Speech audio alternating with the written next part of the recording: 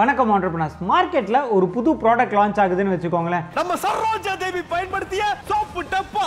அந்த ப்ராடக்ட் நல்ல சிறப்பான ஒரு ப்ராடக்ட்டா இருக்கு. அதோட குவாலிட்டி ரொம்ப சுப்பீரியர் குவாலிட்டில இருக்கு. பிரைஸுமே ரொம்ப கம்மியா இருக்கு. அப்படினா அந்த ப்ராடக்ட் வித்துருமா? இதுல டிஜிட்டல் மார்க்கெட்டிங்ல இருக்கக்கூடிய மேஜர் அட்வான்டேஜ் என்ன அப்படினு பாத்தீங்கன்னா கம்மியான பணத்துல டார்கெட்டட் ஆடியன்ஸை ஈஸியா நம்ம வந்து ரீச் பண்ண முடியும். இல்லங்க உங்களோட டார்கெட்டட் ஆடியன்ஸ் அப்படின்றவங்க கம்பெனிஸா இருக்காங்க அப்படின்ற பட்சத்தில் அவங்க கட்டாயம் சேவிங்ஸ் அக்கௌண்ட்ல அதாவது உங்களோட பர்சனல் அக்கௌண்ட்ல அவங்க வந்து பேமெண்ட் பண்ணவே மாட்டாங்க. ஒரு டிஜிட்டல் மார்க்கெட்டிங் கம்பெனிக்கு தேவையான ரெஜிஸ்ட்ரேஷன்ஸ் அண்ட் லைசன்சஸ் எல்லாம் என்ன, அது எப்படி ரிஜிஸ்டர் பண்றது, இது அத்தனை தகவல்களையும் டீடைல்டா பார்க்க போறோம்.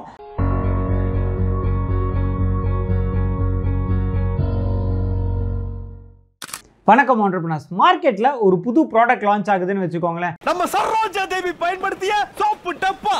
அந்த ப்ராடக்ட் நல்ல சிறப்பான ஒரு ப்ராடக்ட்டா இருக்கு. அதோட குவாலிட்டி ரொம்ப சுப்பீரியர் குவாலிட்டில இருக்கு. பிரைஸுமே ரொம்ப கம்மியா இருக்கு. மார்க்கெட்லயுமே அந்த ப்ராடக்ட்டுக்கான நீட் இருக்கு. அப்படினா அந்த ப்ராடக்ட் வித்துருமா? கிடையவே கிடையாதுங்க. ப்ராப்பரா மார்க்கெட்டிங் பண்ணல அப்படின்னா அந்த மாதிரி ஒரு ப்ராடக்ட் மார்க்கெட்ல இருக்கு அப்படின்றதே வெளியே தெரியாம போயிடும். ஸோ கரெக்டான ஒரு மார்க்கெட்டிங் ஸ்ட்ராட்டஜி இருந்தால் தான் எந்த ஒரு ப்ராடக்ட்டையுமே நம்மளால் விற்க முடியுங்க.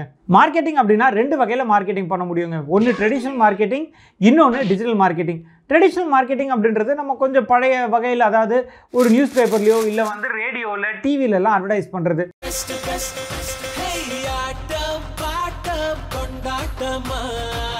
டிஜிட்டல் மார்க்கெட்டிங் அப்படின்றது ஆன்லைன் பிளாட்ஃபார்மில் மார்க்கெட் பண்ணுறதுங்க.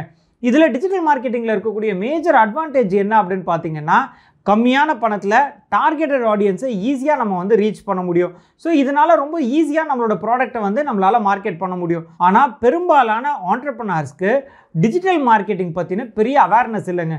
ஸோ உங்களுக்கு டிஜிட்டல் மார்க்கெட்டிங் பற்றி தெரியுது, டிஜிட்டல் மார்க்கெட்டிங்கில் உங்களுக்கு சஃபிஷியன்ட் நாலேஜ் இருக்குது அப்படின்னா கட்டாயமாக நீங்கள் ஒரு டிஜிட்டல் மார்க்கெட்டிங் கம்பெனி ஆரம்பிக்கலாம். அப்படி டிஜிட்டல் மார்க்கெட்டிங் கம்பெனி ஆரம்பிக்கணும் அப்படின்னா என்னென்ன ரிஜிஸ்ட்ரேஷன்ஸ் வாங்கணும், என்ன லைசன்ஸ் வாங்கணும், அது ஆரம்பிக்கிறதுக்கான ப்ரொசீஜர் என்ன அப்படின்லாம் நம்மளுக்கு தெரியணும் இல்லையா? ஸோ இன்றைக்கி இந்த வீடியோவில் ஒரு டிஜிட்டல் மார்க்கெட்டிங் கம்பெனிக்கு தேவையான ரிஜிஸ்ட்ரேஷன்ஸ் அண்ட் லைசன்ஸ்லாம் என்ன, அது எப்படி ரிஜிஸ்டர் பண்ணுறது, இது அத்தனை தகவல்களையும் டீட்டெயில்டாக பார்க்க போகிறோம். அது மட்டும் இல்லாமல் நம்மளோட கண்டென்ட் அத்தனையும் இப்போலாம் ஸ்பாட்டிஃபைலையும் லிஸ்ட் ஆகிட்டு இருக்குங்க. ஸோ இதுக்கப்புறமா நீங்கள் ஆன் த கோல நம்மளோட கண்டென்ட் அத்தனையுமே ஸ்பாட்டிஃபைலையும் கேட்டு நீங்கள் உங்களோட பிஸ்னஸை அடுத்த நிலைக்கு கொண்டு போக முடியும். ஸ்பாட்டிஃபையோட லிங்க் டிஸ்கிரிப்ஷனில் கொடுத்துருக்கோம், மறக்காம ஸ்பாட்டிஃபைல ஃபாலோ பண்ணிக்கோங்க. நான் அறிவழகன் பிசினஸ் லாயர். என்னோட கம்பெனி பேரு லா இன்டெலிஜென்சியா பிரைவேட் லிமிடெட். நீங்க சொந்தமா ஒரு டிஜிட்டல் மார்க்கெட்டிங் கம்பெனி ஆரம்பிக்கிறீங்க அப்படின்னா அதுல 7 லீகல் கம்ப்ளையன்சஸ் அண்ட் லீகல் ஸ்டெப்ஸ் நீங்க ஃபாலோ பண்ண வேண்டியிருக்கும். என்னெல்லாம் அந்த ஸ்டெப்ஸ் அப்படின்றத ஒவ்வொன்றா பார்த்துடலாங்க. இதுல முதல் ஸ்டெப் அப்படின்றது உங்களுடைய கம்பெனிக்கான பேரை சூஸ் பண்ணுங்க. நிறைய பேர் ஃப்ரீலான்சர்ஸாக இருப்பாங்க, இல்லை ரொம்ப சின்ன லெவலில் கம்பெனி வச்சுட்டு இருப்பாங்க. அப்படி இருந்தாலுமே உங்களுக்குன்னு ஒரு பிராண்டை வந்து நீங்கள் க்ரியேட் பண்ண வேண்டியிருக்கும். அந்த பிராண்டோடைய பேர் அப்படின்றது எப்படி இருக்கணும் அப்படின்னா ரொம்ப சிம்பிளாகவும் இருக்கணும், அதே சமயம் யூனிக்காகவும் இருக்கணும். மற்ற பிராண்ட் மாதிரி சிமிலராக இருக்கக்கூடாதுங்க. ஸோ இந்த பிரின்சிபல்ஸ் எல்லாம் ஃபாலோ பண்ணி உங்களுக்குன்னு ஒரு பிராண்டை வந்து கிரியேட் பண்ணிக்கோங்க. அதுதான் உங்களுடைய கம்பெனி நேமாக இருக்கும். எப்படி ஒரு குழந்தைக்கு பேர் வைக்கிறோம் அதே மாதிரி உங்களுக்கு தெரிஞ்சவங்க, உங்களுடைய நண்பர்கள் ஆன்லைனில் இங்கெல்லாம் ரிசர்ச் பண்ணி நல்ல ஒரு யூனிக்கான ஒரு சிம்பிளான டேர்மாக உங்களுடைய கம்பெனிக்கு நீங்கள் பேர் வைங்க. இது ஃபஸ்ட்டு ஸ்டெப்பு. அடுத்து ரெண்டாவது ஸ்டெப் அப்படின்றது வெறும் பேர் வச்சா மட்டும் போகாதுங்க. அந்த கம்பெனியோடைய பேரை இல்லை பிராண்டோடைய பேரை வந்து நீங்கள் ட்ரேட்மார்க்கில் பதிவு பண்ண வேண்டியிருக்கும். ட்ரேட்மார்க் ரிஜிஸ்ட்ரேஷன் அப்படின்றது என்னன்னா நீங்கள் யூஸ் பண்ணக்கூடிய அந்த கம்பெனி நேமோ இல்லை பிராண்ட் நேமோ உங்களுக்கு மட்டும்தான் சொந்தம் அப்படின்னு சென்ட்ரல் கவர்மெண்ட்லேருந்து நீங்கள் வாங்கக்கூடிய ஒரு உரிமம் தான் ட்ரேட்மார்க் ரிஜிஸ்ட்ரேஷன். இந்த ட்ரேட்மார்க் ரிஜிஸ்ட்ரேஷன் உங்ககிட்ட இருக்குது அப்படின்ற பட்சத்தில் உங்களோட நேமை வேறு யாரும் டூப்ளிகேட் பண்ண முடியாது, உங்களோட பிராண்ட் நேமை வேறு யாரும் காப்பி பண்ண முடியாது. ஸோ இதுக்காக கட்டாயம் நீங்கள் நேம் சூஸ் பண்ணிட்டீங்க அப்படின்னா அடுத்து ரெண்டாவது ஸ்டெப்பாக ட்ரேட்மார்க் ரெஜிஸ்ட்ரேஷன் பண்ணுறது நல்லது. அடுத்து மூணாவது ஸ்டெப் அப்படின்றது கம்பெனி ரெஜிஸ்ட்ரேஷனுங்க. இது டிஜிட்டல் மார்க்கெட்டிங் மட்டும் கிடையாது, எந்த ஒரு பிஸ்னஸ் பண்ணுறதா இருந்தாலுமே இந்த கம்பெனி ரெஜிஸ்ட்ரேஷன் அப்படின்றது கட்டாயம் நீங்கள் பண்ணியிருக்கணும். நீங்கள் ஒரு ஃப்ரீலான்சராக இருக்கீங்க, இல்லை உங்களோட பிஸ்னஸ் ரொம்ப சின்ன லெவலில் இருக்குது, இல்லை நீங்கள் பெரிய கார்பரேட்ஸை நீங்கள் எந்த டார்கெட் பண்ணுறீங்க, எப்படியா இருந்தாலும் கட்டாயம் நீங்கள் கம்பெனி அப்படின்றத ரெஜிஸ்டர் பண்ணணும். நீங்கள் ரொம்ப சின்ன லெவலில் பண்ணுறீங்க, ஃப்ரீலான்சராகவோ இல்லை ஒரு சின்ன இன்வெஸ்ட்மெண்ட்லையோ நீங்கள் பிஸ்னஸ் பண்ணுறீங்க அப்படின்னா பேசிக்காக ஒரு ப்ரொப்ரைட்டர்ஷிப் ஃபார்மாக ரெஜிஸ்டர் பண்ணிக்கலாம். அதுக்கு நீங்கள் எம்எஸ்எம்இ போர்ட்டலில் உத்தியம் ரெஜிஸ்ட்ரேஷன் அப்படின்னு இருக்குங்க. அதில் ரெஜிஸ்டர் பண்ணிக்கிட்டீங்கனாலே இந்த இடத்துல இந்த கம்பெனி இருக்குது அப்படின்றதுக்கான ப்ரூஃபாக இருக்கும். இது ஒன்று. அதுவே நீங்கள் கொஞ்சம் பெரிய லெவலில் ஆரம்பிக்கிறீங்க, லாங் டேர்ம் விஷன்ஸ் இருக்குது, அதே மாதிரி உங்களோட டார்கெட்டட் ஆடியன்ஸ் அப்படின்றவங்க கார்ப்பரேட் கம்பெனிஸாக இருக்காங்க அப்படின்னா உங்களோட கம்பெனியோடைய ஸ்டேட்டஸை நீங்கள் அதிகரிக்கிறதுக்கு உங்களோட பிஸ்னஸை நீங்கள் பிரைவேட் லிமிடெட் கம்பெனியாக நீங்கள் ரெஜிஸ்டர் பண்ணிக்கலாம். எப்படி ஒரு பிஸ்னஸை பிரைவேட் லிமிடெட் கம்பெனியாக ரெஜிஸ்டர் பண்ணுறது அப்படின்றத பற்றி ஒரு டீட்டெயில் வீடியோவும் போட்டிருக்கோம். அந்த வீடியோவுடைய லிங்க்குமே டிஸ்கிரிப்ஷனில் இருக்குது. மறக்காமல் அந்த வீடியோவும் பார்த்துருங்க. எப்படி உங்களோட பிஸ்னஸை ஒரு பிரைவேட் லிமிடெட் கம்பெனியாக ரெஜிஸ்டர் பண்ணுறதுன்றதை பற்றி டீட்டெயிலாக அதில் சொல்லியிருக்கோம். அடுத்து 4வது ஸ்டெப் அப்படின்றது கரண்ட் அக்கௌண்ட் ஓப்பன் பண்ணுங்க. நீங்கள் 3வது கம்பெனி ரெஜிஸ்டர் பண்ணிட்டீங்க. அடுத்து கம்பெனி ரெஜிஸ்டர் பண்ண அந்த சர்டிஃபிகேட்டை கொடுத்து நீங்கள் ஒரு பேங்க்கில் கரண்ட் அக்கௌண்ட் ஓப்பன் பண்ணிக்கலாம்.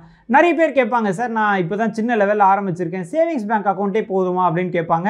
இல்லைங்க, உங்களோட டார்கெட்டட் ஆடியன்ஸ் அப்படின்றவங்க கம்பெனிஸாக இருக்காங்க அப்படின்ற பட்சத்தில் அவங்க கட்டாயம் சேவிங்ஸ் அக்கௌண்ட்டில், அதாவது உங்களோட பர்சனல் அக்கௌண்ட்டில் அவங்க வந்து பேமெண்ட் பண்ணவே மாட்டாங்க. நீங்கள் ஒரு இன்வாய்ஸ் கொடுக்குறீங்க, அவங்க அதன் பேரில் பேமெண்ட் உங்களுக்கு பண்ணுறாங்க அப்படின்னா கட்டாயம் கரண்ட் அக்கௌண்ட் இருந்தால் தான் அவங்க உங்கள் ப்ரொபோசலையே அக்செப்ட் பண்ணிப்பாங்க. ரெண்டாவது, உங்களுக்கு ஒரு ஸ்டேட்டஸும் வந்து ஒரு படி கீழே இறங்கும். ஏன்னா இவர் ஒரு ஃப்ரீலான்சர் போல், இல்லை இப்போ தான் ஆரம்பிச்சிருக்கார் போல், இவரை நம்பி நம்ம எப்படி வந்து பேமெண்ட் ரிலீஸ் பண்ணுறது, ப்ராஜெக்ட் கொடுக்கறது அப்படின்னு கம்பெனிஸ் ஹெசிடேட் பண்ணுவாங்க. ஸோ இந்த சூழ்நிலையை தவிர்க்கிறதுக்கு கட்டாயம் நீங்கள் ஒரு கரண்ட் அக்கௌண்ட் ஓப்பன் பண்ணிக்கிறது நல்லது. நீங்கள் இந்த MSME சர்டிஃபிகேட், இல்லை உங்களோட company registration certificate, PAN card, உங்களுடைய ரெண்டல் அக்ரிமெண்ட் இதெல்லாம் கொடுத்து நீங்கள் வந்து ஒரு கரண்ட் அக்கௌண்ட் ஓப்பன் பண்ணிக்கலாங்க.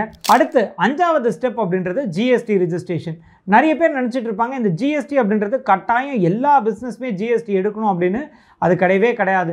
GST யாருக்கெல்லாம் கம்பல்சரி அப்படின்னு பார்த்தீங்கன்னா, உங்களுடைய பிஸ்னஸ் டர்ன் ஓவர் அப்படின்றது 20 லட்ச ரூபாய்க்கு மேலே போகுது அப்படின்னா நீங்கள் வந்து கட்டாயம் GST எடுக்க வேண்டியிருக்கும். இல்லை என்னோடய பிஸ்னஸோடைய டர்ன் ஓவர் ரொம்ப கம்மியாக தான் இருக்குது, இப்போ ஆரம்ப காலகட்டம் தான், ஒரு 5 லட்ச ரூபா, 10 லட்சம், இல்லை 15 லட்ச ரூபாய்க்குள்ளே தான் இருக்கும் அப்படின்னா நீங்கள் GST எடுக்க வேண்டிய அவசியமே கிடையாதுங்க. ஆனால் இதுலேயுமே ஒரு சின்ன ஒரு ட்விஸ்ட் ஒன்று இருக்குது. என்ன அப்படின்னா, உங்களுடைய டார்கெட்டட் ஆடியன்ஸ் கார்ப்பரேட் கம்பெனிஸாக இருக்காங்க அப்படின்னா அவங்க GST பில்லிங் கேட்பாங்க. ஏன்னா அவங்க வந்து அவங்களுடைய ரூல்ஸ் அண்ட் ரெகுலேஷன்ஸ் படி உங்களுடைய கம்பெனி GST ரிஜிஸ்டர் பண்ணியிருந்தால் தான் அவங்க வந்து பே பண்ணுவேன் அப்படின்ற மாதிரி அவங்களோட பாலிசிஸ் கொஞ்சம் இருக்கும். ஸோ அந்த மாதிரி உங்களோட டார்கெட் ஆடியன்ஸ் பெரிய பெரிய கார்ப்பரேட்ஸாக இருந்தாங்கன்னா நீங்கள் வாலண்டரி பேசிஸ்லையுமே நீங்கள் GST எடுத்துக்க வேண்டியது கட்டாயமாக இருக்கும். ஸோ நீங்கள் பிஸ்னஸ் ஆரம்பிங்க.